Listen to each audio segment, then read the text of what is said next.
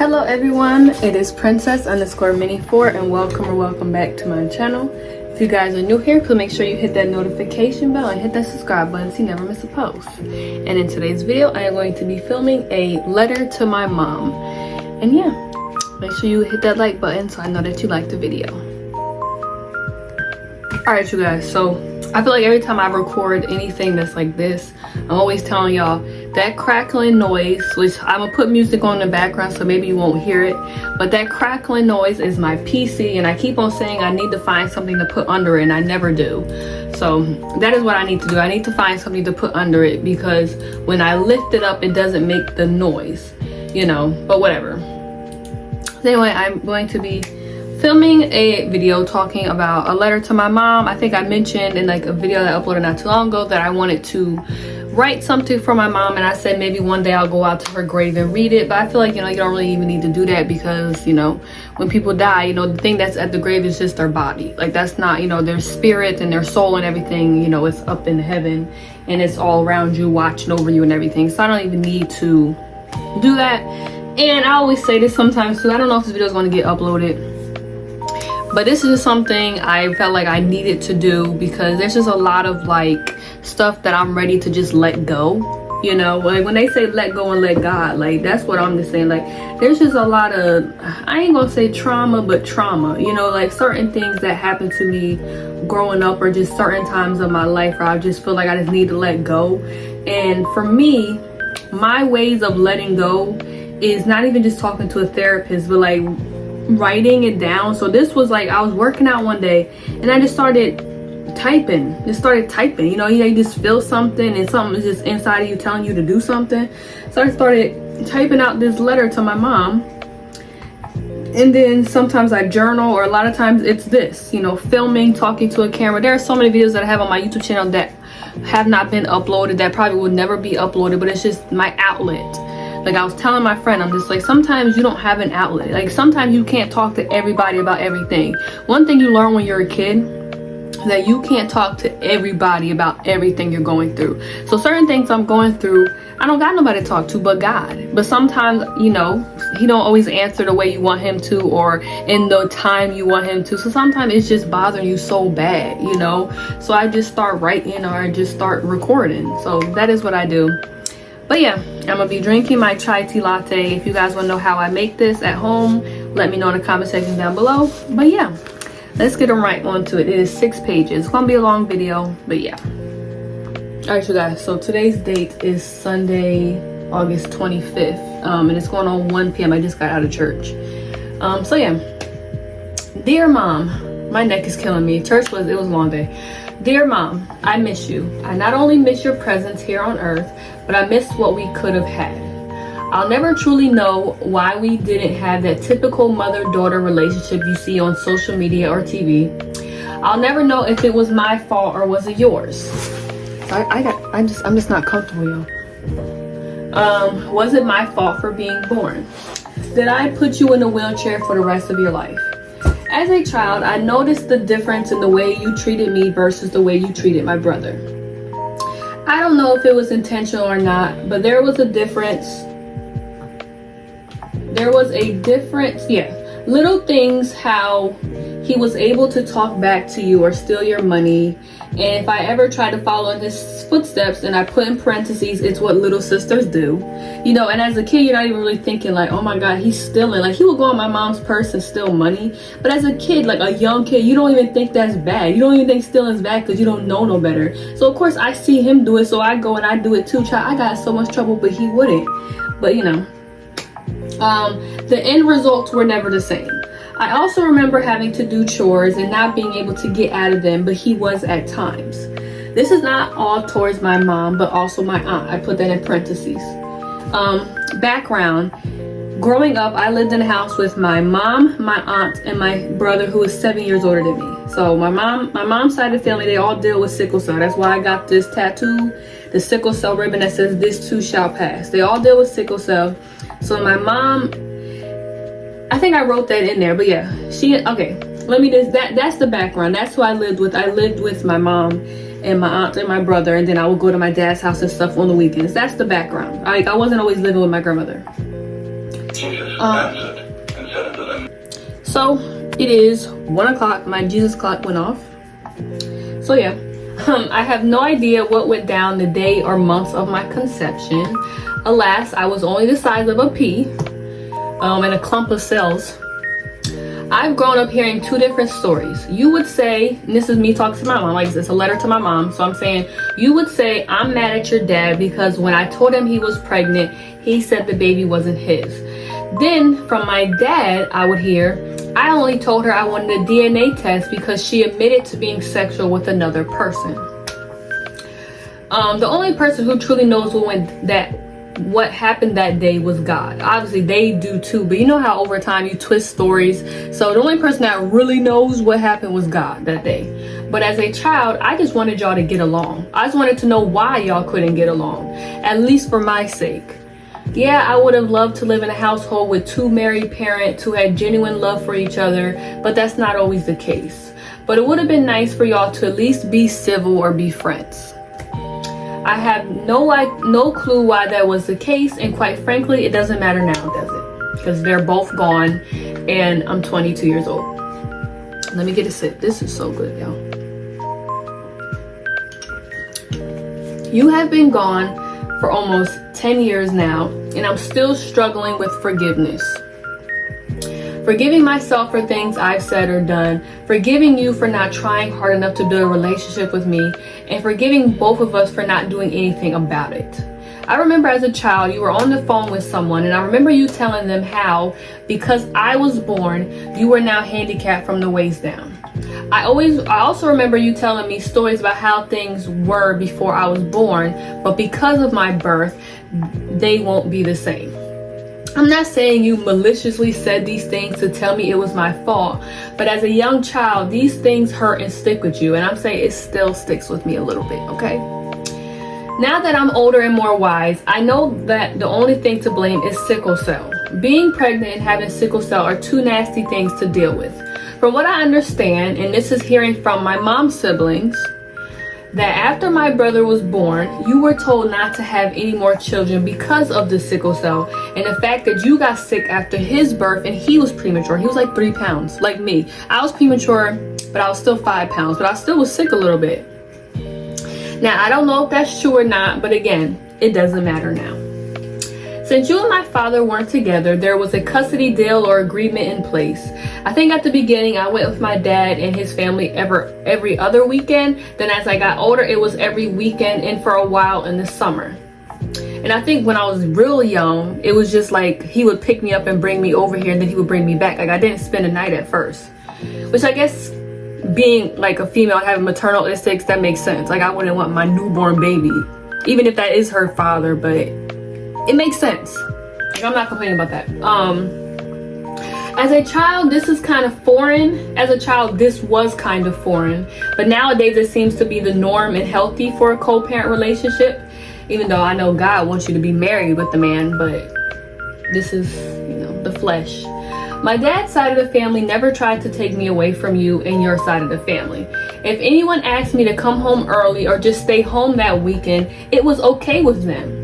But I can remember a number of times you not being okay with me staying longer, going over more often, and staying for holidays, etc.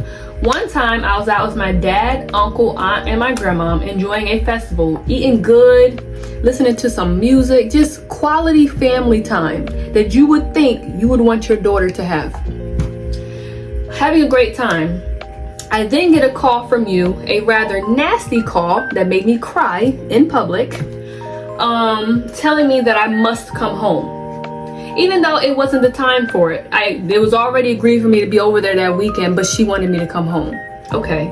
I was furious and upset. It almost seemed like you didn't enjoy seeing me enjoy myself. When I would come home, I would be in the house 24/7 outside of school. I'll go to school, come back. Because back when my aunt was alive, I would come home and then I would play outside and stuff. But, as I got older, I kind of realized I don't like being outside. I don't like bugs. But then when she passed away, things were different, because I don't know. So being able to go out and about when I was with my dad and them was amazing. So I said my dad and then my dad and the whole entire side of the family. I know that you were disabled and Aunt Ro was sick, but what mother wouldn't want their child to get out and have fun? Especially since you're sick and disabled. Since you're disabled, you can't take me to amusement parks, so why wouldn't you want your child to be able to go to amusement parks with her dad? You see, it still hurts a little bit. It's like little things I think about. I'm telling you, it's just trauma I'm trying to get over with. Now, Aunt Ro had no problem with it, but at the end of the day, she was in and out of the hospital, and you were still my mother, so it wasn't much she could really do about it. I hate to say this, but once I moved in with my dad, and after Aunt Ro passed, I hated coming home. Now, on here I wrote I almost hate it, but I hated coming home. I hate saying that. I really wish that wasn't the case. I wish we could have spent that time every other weekend I came home, enjoying each other's company, and being a mother and daughter, but all I would hear about is, why don't you call me this much, or why don't you come over this often? And if I didn't hear it from you, I heard it from my brother. Now, as an adult, I do regret not coming over more often and making more of an attempt to get to know you and open up to you and build a relationship, but looking back then, it wasn't all up to me. You passed away when I was 14 years old. I was still a baby. I may have grown up in other ways, but in my heart, I was just a child, wondering why I'm being forced to come home early and why I'm being yelled at by my brother. He's not my father, my brother, because I wanted to stay a little longer with my dad's side. Now, me and my brother, I am trying to work on that relationship. Like, I feel like God has been calling me to work on that relationship. You know, but like I said, little things that happen, people don't think about it, which kind of scares me about having children. Why am I about to cry? Anyway, I don't want my children to have trauma like I do. I'll come back, y'all. All right, you guys, hold on. Let me put my glasses back when I can't see. I have tissues over here, but they're Vicks tissues. And I'm like, I cannot wipe my eyes with those. Anyway, the main thing with my brother, like I said, my brother, I don't know what it is with him sometimes, and I think I've already made a video kind of touching on that. I may put that like up in the cards throughout this video, but he had a habit of getting mad at me because he ended up not liking my dad and my grandmother. So it was always like a hostile thing. It's like when I would come home after not wanting to come home because I just wanted to have fun, and sometimes I just didn't feel safe going home. You know, and it's weird to say you don't feel safe going home, but I didn't feel safe going home. Like when I went home, which was what my original home, I was born there and everything, but it's like I just never felt safe. Like, which now I know it was like just anxiety and stuff. You know, I just had really bad anxiety when I would come home. I got a bra on, y'all. But you know, he would always just be hostile and be rude and say like, why don't you want to come home, and just all this. Like, he was just really rude to me sometimes. And I guess like maybe he's seen how it would hurt our mother, and that's why he was like that. Like, I guess nowadays they would call someone like that a mama's boy, because he was like, anything my mom would say or do or whatever, he was just up on the jump. So my mom didn't like my dad, whatever the reason is because of that. She said it's because he said the baby wasn't his, whatever. So my brother felt like he also not has to like my dad and my grandmother, which is like, if anything, that's not making me and you close, that's pushing me away, you know. And that's why I always say sometimes, like, I really want to be a mother. Y'all know that. If y'all been watching any of my videos, I really want to be a mother, but part of me is afraid. 'Cause a lot of, like, trauma and like abuse, which I'm not saying I was abused, 'cause I know there are people that were there, people that are being sexually assaulted by their family members. It can always be worse, but this is a form of trauma and a form of abuse, even though it may have not been physical abuse, which, yeah, I was whooped. I don't plan on ever whooping my children, because I feel like you don't need to do that. I feel like it does the opposite effect. But I was whooped. I mean, that's fine, whatever, it is what it is. But I feel like it's a form of abuse. It's like scaring me or guilting me to come home, you know, stuff like that. And it's guilting me to do things and feel a certain way, or you should love your mom. And I do love my mom, but it's like we don't have a relationship. It's just all that I dealt with. It always is generational, and I don't want my kids to go through that. I mean, if I have a kid with a man and we don't stay together, I want to have a whole healthy co-parent relationship, and I don't want to have the trauma. If my kid doesn't want to come over your house, then I'm not going to allow her to. But at the same time, it's like I don't want that parent to guilt her into doing it. You shouldn't guilt anybody into doing anything. So that's what I was gonna say. Whatever. And that's why I said I really am trying to work on a relationship with my brother. I'm inviting him to go get some bubble tea with me, because even like we never really had a relationship. Obviously, it's like, I think it's the age distance for one, 7 years apart. He's a boy, I'm a girl, and then it's all this other stuff. And I felt like I mentioned before, the jealousy. It's just a whole bunch of stuff. Here I am. I always wondered if you were jealous of me for my brother's sake. I hope y'all can hear me. I hope this fan ain't too loud. Because I had my dad in the same state, whereas his dad was in a different state. I saw my dad and his family quite often, and they were very involved in my life. I only vaguely remember my brother's dad by only seeing him a handful of times. I also always figured my brother was jealous of me too. He had you all to himself for 7 years, and then I came along. Aunt Ro, or you, I don't remember fully, always said that when he was younger, before I was born, he was very friendly and talkative kid, and a lady noticed at the store that after I was born, he went quiet. I'm not saying this to make myself seem bigger or seem like an idol, but to just express how I feel, how I felt out of place and not fully loved. And not by my Aunt Ro. Me and her were like this. I always said to people that she was like my mom and my mom was like my aunt. Like, we were like this. Me and Aunt Ro, I'm telling y'all, nothing, even death, can't break us apart. So, I never once not loved you, and I never once was embarrassed by you. When people would stare at you, I would mean mug them, because you know how people are, even nowadays, they see people in a wheelchair, they stare. I'm like, you ain't never seen somebody in a wheelchair before? But anything that seems out of place, like the other day I went and I got a blood test done and I had the little thing on, people staring at me. I'm like, anything that they deem not normal, they stare at you. And I'm like, what are you looking at? Anyway, you were my mother, and I would never doubt that, even now. I never said that she wasn't my mother. I may have said our relationship wasn't like a mother-daughter relationship, but I've never not said that she was my mother. Never. When I read stories about you, it doesn't seem like I know you. It's very sad. I know the circumstances weren't the best for anyone, but God, I wish I knew you. And I wish I could tell stories about you the way everyone else can. Anyone in my family could have, they could just tell these great stories and stuff like that. And I just don't have, I have like one when we used to go to Walmart. It's like, I wish I had that. I wish my future kids would be able to know you and have pictures of you, but you hated pictures. All of them do. All my mom's side of the family hates pictures. Well, I guess you don't want to be remembered after you're gone. I don't. Anyway. But you hated pictures.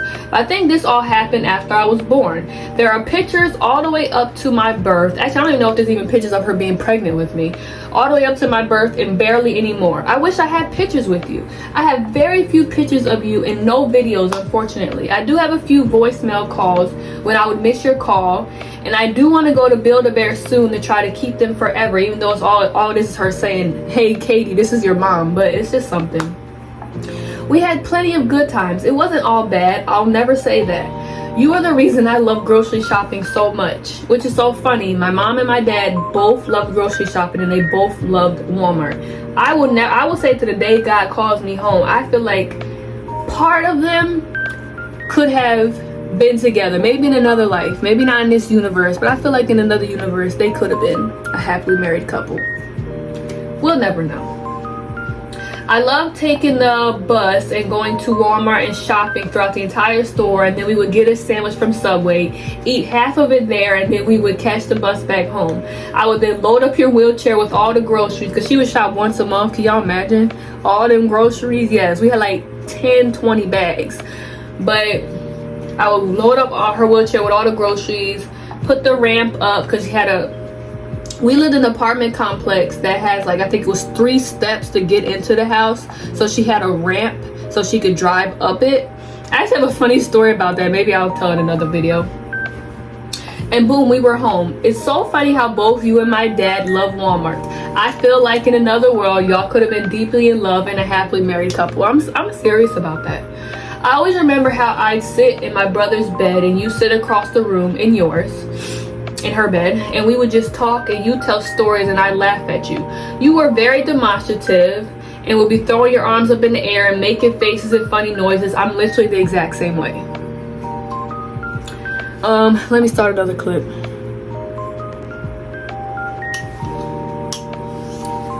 That is so yummy.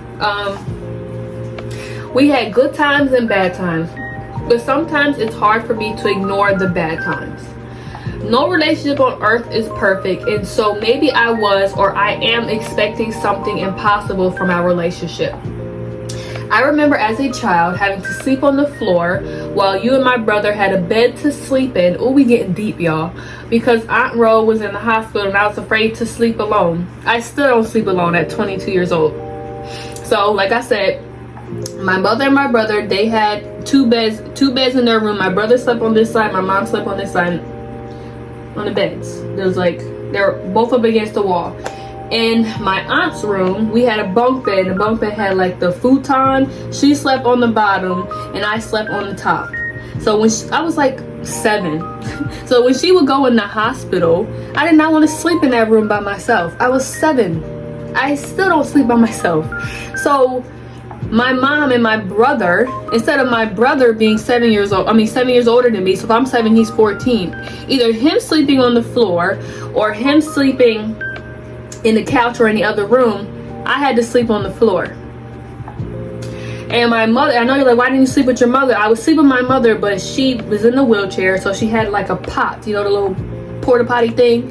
So she needs to have room to get over and go to the bathroom in the middle of the night. So it's like I was in her way. So it's like either I could have slept with my brother, I guess maybe that's weird, I don't know, or I could have slept on, or he could have slept on the floor. But no, my mother's 7-year-old daughter slept on the floor, and she was okay with that. I barely got any sleep. I had really bad nightmares. I remember this, but it was no big deal. And then my dad found out, that was the end of it. But that's just, I'm saying it's getting deep. I'm serious.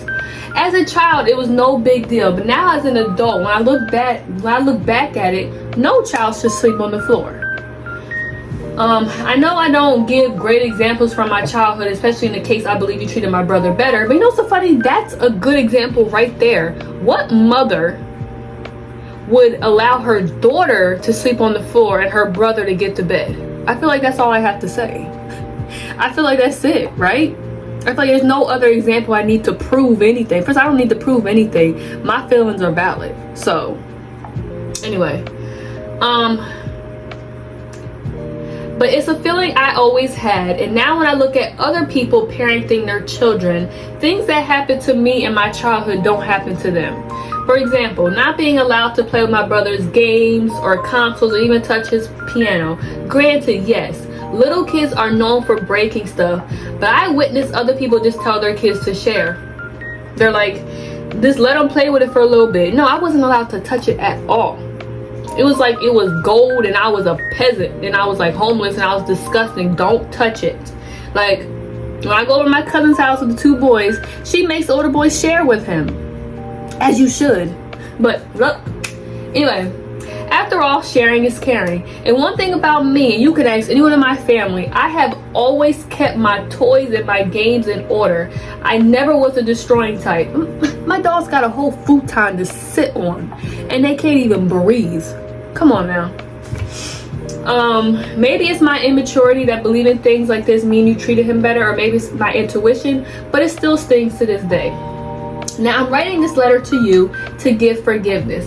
I am not a mother yet, but I know that parenting is hard and it comes with no book. At 22 years old, I finally learned what happened to you and how you became sick and became paralyzed. That's sad, ain't it? And here's what happened. When she was pregnant with me, I don't even know what happened. They did some kind of testing and they found out that she had an abscess in her brain. And I guess they tried to remove it and something happened and she got paralyzed. The whole time I didn't even know. It was just because I was born. Or it was because of the sickle cell. But, I mean, I think the abscess may have come from the sickle cell. But how am I just now finding out at 22 years old when she passed away in 2015? Like, that's sad, ain't it? But when it comes to your death, I still don't really know what happened and why it happened all so suddenly. They treated me like a baby when you got sick in 2015 and kept me out of the loop. Even though I was 14, I was very smart and older than my actual age. But they told me nothing. And I don't care if I'm with a husband and some reason I'm dying and my kid is 5 years old, tell my kid why I'm dying. Don't keep my kid out the loop. That's messed up. Tell my 1-year-old kid that I'm dying and why I'm dying. You would be amazed how much a kid can understand. So, nor did they allow me to go and help clean out the apartment. Still to this day, I don't have anything from my childhood because they keep giving me the runaround. Now, I have the stuff that I had from here, but from ages 0 through 10, I have nothing. I would have loved to have some baby clothes for my children, or just books or memorabilia things. Maybe I wanted something of my mom's. I have nothing, absolutely nothing. And that doesn't tell you how they treat me, that I don't know what else to say. God knows I love to have things to remember you by and things from my childhood to keep for my future children, but that would never happen. I forgive them for this. I can't spend my life being mad or upset at it anymore. And I say I forgive this, I'm still working on it. Y'all see how it frustrates me. A little things, I'm working on forgiveness. I'm putting this out in the atmosphere because I want to forgive this and I want to just be able to move on with my life. I can't spend my life being mad or upset at it anymore. I want to move forward. I forgive myself for not wanting to talk with you on the phone. Now I wish I had more time to speak with you. I remember the one time I complained to you why I didn't like coming over because we never did anything. Which that was part of the reason, like I also said, is because I never felt safe, but I didn't know how to voice that. But yeah, but then you came up with an idea to go to the mall and I turned you down. I don't think I'll ever forgive myself for that. Anyway, that was me being a jerk, and I'll regret that to the day I die. I want to talk about that, but I'm gonna cry. So give me a second. Oh my God, look at my face, y'all. Anyway, what was I gonna say? Oh yeah. So you know how I don't really remember the exact, like the entire situation, but I have a feeling it was something about her. Wonder why they want to come over or whatever, and I just said because we don't do anything, which yes, that was part of it. And like I said, the other half of it is just that after my Aunt Ro passed away, I just never felt safe. And I know it's like, well, wasn't your brother there? My brother, when I was 14, hold on, he went to college when he turned 18, but even before then he was always out, over a cousin's house, over a friend's house, everything. So it's like I was always home with just me and my mom. I just never felt safe. And I don't know, I really can't tell you if it's because she was in a wheelchair or whatever. I don't really know why, but I just never felt safe. I never felt safe, and I don't know what to tell you why. But you know, and then like I said, she suggested about going to the mall, and I did turn her down. And I think at that point I was just fed up, you know. And part of me, obviously a good part of me still regrets that, because that could have been like an opening to change things, but I was just so done that I just said no. And then that was like, that was it, right? Alright. I hate that I spent these last 10 years. Does that look bad? No. I hate that I spent these last almost 10 years having resentful feelings when I could have been happy I had the good times and memories with you. One thing I'll do now is appreciate the good times we had, and I'll keep your memory alive. I will make sure my future children know you as much as they can, which is only as much as I know, which is not really much. I will keep trying to keep a relationship with my brother for your sake. Where am I? I know as a parent, y'all always hope your children will be close even after your death. So that's one thing I'm actually working on, both sides. So I don't have any full siblings, right? So my mom had a kid with another man. That's my older brother. He's 7 years older than me. Then my dad had a kid with another woman. He's 11 years older than me. So yeah, I want to have a relationship with both of them. And I've tried. Sometimes you can only try as much as you can. You know, it's one of them things. Sometimes you just gotta pray to God and just go to bed. Like, you know, I sent my older brother a friend request, and he admitted to my grandmother where he was like, you know, I feel bad for, you know, keeping her away, because he has children. And I always mention this, I'd be the best aunt. them kids, y'all see how I spoil. I don't even think I told y'all. I had a little Katie and me day with my cousin, the little boy, the 8-year-old, not the young one. He's too young. But I spent daggone $300 in 2 days. And I know you don't always have to spoil materialistic things, because I was sitting there saying, I was like, I don't know why this boy loves me. All I do is sit next to him, but he loves me. And it's just, I don't ever want to talk highly of myself, because I'm not like that. I like to be real humble. But they always say it takes a special person to have a kid love you. And that's all I'm going to say. And I just know that I would be an amazing aunt. And I just wish that, because the situation is so different and it's too deep to go into it, but I want to have, just to sum it up, I want to have a relationship with both of my brothers. I do. But like I said, there's only so much I can do, because like I said, there are so many times where I invited my brother from my mom's side, invited him to stuff, and then, you know, he says he can't come, whatever, like he didn't come to my graduation, you know. And I'm not going to sit there and say, yeah, there may be valid reasons, but sometimes, I don't know. You can only try as much as you can try. And you can never say I ain't tried. You can never say I ain't tried, because I have. Alright.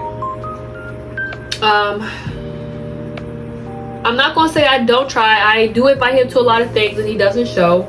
I did send him a letter to stop sending Christmas gifts, and I did it because we don't know each other enough to keep sending gifts back and forth. And we came to an agreement to instead text each other more often and try to hang out instead of sending gifts. I do try and will continue to try, even if I always come up short. I have 2 brothers and a lack of relationship with them both, and it sucks. But yeah, the reason why I decided to stop sending gifts, because I just feel like you send gifts to people you know and then you have a relationship with. So it's like me sending a gift to my neighbor downstairs. All I know is her name and that her family hit my car, but it got fixed. But it's like, I don't know anything about her. It's like, I'm just getting her anything, you know. And I know that sounds stupid, but it's like, Christmas should be about spending time with family instead of gifts. Like, I know with the Santa and all that stuff, but that is not the true meaning behind Christmas. And I feel like holidays are about spending time with family. You know, I still going to send Christmas cards and birthday cards and everything, but it really should be about the time spent instead of how much money I can spend and how many gifts I can give and how many gift cards. Like, I feel like that's not important. Like, yeah, we do it because it's a tradition, but you know, whatever. That's why I decided to do that. And yeah, hold on. All right, you guys, we are almost done. Something about receiving that doll. Okay, so here we go with this. Was it this year? Yeah, it's crazy. It's been a long year. In March this year, my family did the Easter brunch again. So what my aunt did, not my Aunt Rose, she passed away, my other aunts who always host all these parties, she made these dolls. Well, she got the dolls off of Etsy and she like stitched hair on them. If I remember, I'll try to post a picture in here. She stitched hair on them and she put the names of all the family members that passed away. Now, I think there's, I don't know if there's but there's my grandmom. I don't know if there's my grandfather. I never met him. Pop, I never met him. So there's my mom. I don't know if there's Pop, but all her siblings that have passed away. So my mom had 14 kids, and there's got to be like maybe 6 or 7 left. Sickle cell just took them all. It's unfortunate. It really is, but that's what happened. So, she made the dolls to represent them, and they came with a little book, and everybody was supposed to give them stories that they remember. And that's why I read that book, and I'm like, I never knew that about my mom. I never knew that about my mom. It's like I didn't even know her. She gave birth to me, but I guess in reality, I guess she didn't know me either. But yeah, so I received the book and the doll, and I spent some time with it, but I don't know what it was. It's like when I received that doll, it's just something just came in me, and I started writing this, and I just started feeling stuff. It's almost as if her spirit was attached to the doll. Like, I don't know, but let me read that. Something about receiving that doll that Aunt made of you just made me feel like I needed to write this letter. And then with my other aunt, because We're supposed to have them for a certain amount of time, and then you pass it on so everybody has enough time with the doll, and they can add in more stories or just read the stories, and they have like a time for you to sign in and sign out and all that. So, but when my other aunt said she wanted to meet up to take the doll, I was legit emotional about it. I had grown a connection to the doll. I don't know why, but I felt like I needed to have the doll in my possession to be able to feel your presence and have the motivation to forgive you and forgive myself and write this letter. I love you so much, Mom. I miss you even more than that. I know that I'll see you again one day, and I know that you're watching over me in heaven. I am declaring that I will no longer live in regret, and I will spend the rest of my days loving our good moments we had together. I cannot wait to get the doll back. And I feel like that's going to be a fight between me and my brother getting the doll back, but that's future problems. But yeah, this is the letter that I wrote to my mom. Like I said, as soon as I got that doll, I just felt her presence. And it's like, I know a lot of people aren't religious, but I've been working on my spiritual journey and getting closer with God. If that doesn't tell you that there is a afterlife, I don't know what to tell you. And it's just one of them things that it's like a feeling. And it's like, if you ever watched a ghost movie or whatever with a ghost in there, 9 times out of 10, the person who is being haunted or whatever, it always starts with a feeling. Like you just feel like something's there, but you're home alone. I'm telling y'all, when I had that doll, I just felt like my mom was there. I felt like her presence was in the doll, and it was really a nice feeling. I honestly don't think I felt that before. So I don't know. But yeah, the doll's not here, obviously. But then I'm saying, man, I want to feel my dad's presence. But I felt his presence in other ways. He always sends me dreams. Whenever I would say to God that I'm just missing him and I want to see him, all of a sudden I have a dream about him. But yeah, and I've been having quite a few dreams about my mom too. So I don't know. But yeah, I ain't gonna say I had a traumatic, horrible childhood, but there were some things, that I didn't even really dig all the way deep. And like I always say that, being a parent is not easy, but certain things I can say that I don't want to bring into my becoming a mother. I don't want to whoop my kids. I don't want my kids to feel like there's a favorite and they're not the favorite. And if there is a custody battle, I don't want to guilt my kids to come home. If they don't want to come home, yeah, it's going to hurt. As a mother, I'm sure that hurts. I'm sure it sucks. Your child doesn't want to come home, but maybe speak to them. Why are you feeling like that? Like, I feel like me and my mom never really communicated, like, why don't you want to come home, other than saying it after a nap? Like, it's all about how you say it. Like, after you scolding me for not wanting to come home, and then you want to know why I don't want to come home, like, I'm not going to tell you now. I just feel like, there's certain things that, even though I wrote on here, but I'm speaking it into existence. I'm putting it out in the universe, and I'm praying for God to give me the strength to forgive my mother, forgive my brother, forgive my other brother, just forgive this part of my life. Like I did that video of talking to Young Princess. I just want to I'm tired of it, like I'm tired of having all this stuff holding me back. I just feel like you just hold things in sometimes. And there are obviously a lot more things that I need to deal with and, kind of just heal and, move past. But this is a big part. And I'm not going to sit there and say it's a walk in the park and all of a sudden I'm like, yeah, I'm good, I'm perfect. Like, no, it's going to take some time, but I'm still going to work on a relationship with my brothers. And I'm still going to work on changing my mindset about how I viewed my mother. I've always been wanting to be honest about how she treated me and how I felt. But I want to just move past that, not to be able to just think of my mom and I automatically think of all the bad things. I want to be able to think about the good times, times where we would sit in there and just crack up and talk about anything, and how she loved the movie Frozen. Like, that was so funny to me. She loved the movie Frozen. Every time I came home, hey, you wanna watch Frozen? I said, all right, I've seen it 80 times, but we watched it 81 times. You know, like I just want to be able to think of that instead of the negative things. So if you have any advice, I'll take it, you know, but I am definitely going to be working on. Someone's gonna comment about me wiping my nose. I wash my hands. So I got a comment about that one time when I was cooking. How you gonna wipe your nose and then go cook? I'm like, the video gets edited. I'm going to edit the part of me washing my hands out. But look, I got time today. I got time today. But look, if you have any advice on how to heal from past mistakes or past problems or past regrets, I'll definitely take it. But I will be just giving this all to God, and I just wanted to do this. And maybe if you ever feel like, you know, you're going through something, I recommend either filming yourself talking or writing it down. It really, I mean, it helps me. You know, I'm not real big on going to therapists and stuff. Sometimes you need to, you know, there are some Christians that are like, there's no such thing as, you know, ADHD, OCD, PTSD. That's not what it is. All you gotta do is just go to God. But then there's the other Christians that are like, the ones that I'm kind of like, God gave the therapist the smarts that she has for a reason. So go to the therapist. But that's all up to you.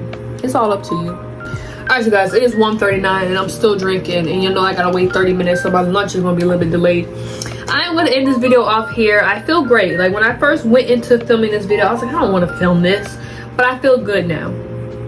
I do. Thank you guys so much for watching this video. Please make sure you like, comment, and subscribe. Turn notification bell to know when I post, and share this video with your friends. And I will see you guys in my next video. Bye guys, love you. And make sure you watch all my videos on my mental, I may change the name of that, but my sit down mental talk playlist. Yeah. Bye guys, love you.